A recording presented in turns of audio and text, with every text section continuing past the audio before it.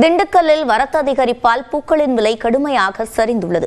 இதுகுறித்த விவரங்களை செய்தியாளர் சங்கரிடம் கேட்கலாம். சங்கர், விவரங்கள். சிவரஞ்சனி, தற்போது பார்த்தீங்கன்னா திண்டுக்கல் நகர் மத்தியில் மாநகராட்சிக்கு சொந்தமான அண்ணா வணிக பூச்சந்தையானது செயல்பட்டு வருகிறது. இந்த பூச்சந்தைக்கு திண்டுக்கல் மாவட்டத்தை சுற்றி உள்ள சின்னாலப்பட்டி, ஆத்தூர், நிலக்கோட்டை, பஞ்சம்பட்டி, கானாப்பட்டி, கோபால்பட்டி உள்ளிட்ட கிராமப்புற பகுதிகளிலிருந்து விளையக்கூடிய பூக்களை இந்த சந்தைக்கு தினசரி விற்பனைக்கு கொண்டு வருவார். இங்கு வரக்கூடிய பூக்கள் கேரளா, திருச்சி, சென்னை, தஞ்சை, புதுக்கோட்டை, கோவை உள்ளிட்ட தமிழகத்தின் பல்வேறு பகுதிகளுக்கு இங்கு வியாபாரிகள் பூக்களை வாங்கி செல்வது வழக்கம்.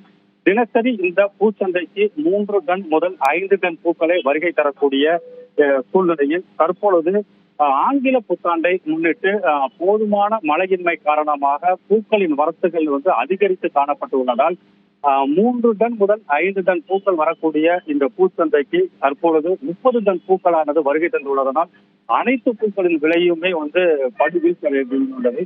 நேற்று 2000 முதல் 2500 ரூபாய்க்கு விற்பனையான 1 கிலோ மல்லிகை பூ தற்பொழுது 1500 ரூபாய்க்கு, அதாவது 1000 ரூபாய் விலை குறைந்து 1200 ரூபாய்க்கு விற்பனைப்படுகிறது.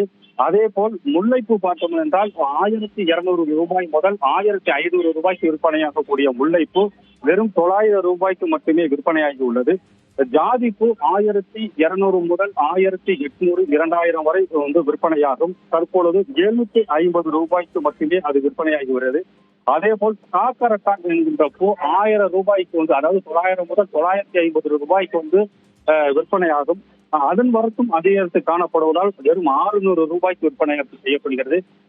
40 ரூபாய் 50 ரூபாய்க்கு விற்பனையாகக்கூடிய செண்டுமல்லி என்கின்ற பூ வெறும் 10 ரூபாய்க்கும், அதே போல் பட்டுப்பூ 40 ரூபாய்க்கும், 200 ரூபாய் 250 ரூபாய்க்கு விற்பனையாகக்கூடிய சம்மங்கி பூ 60 ரூபாய் முதல் 80 ரூபாய் வரைக்கும், அரளிப்பூ என்பது நார்மலான காலகட்டங்களிலே 200 ரூபாய் முதல் 250 ரூபாய் விற்பனையாகும். ஆனால் தற்பொழுது 100 ரூபாய் முதல் 150 ரூபாய் விற்பனை ஆகிறது.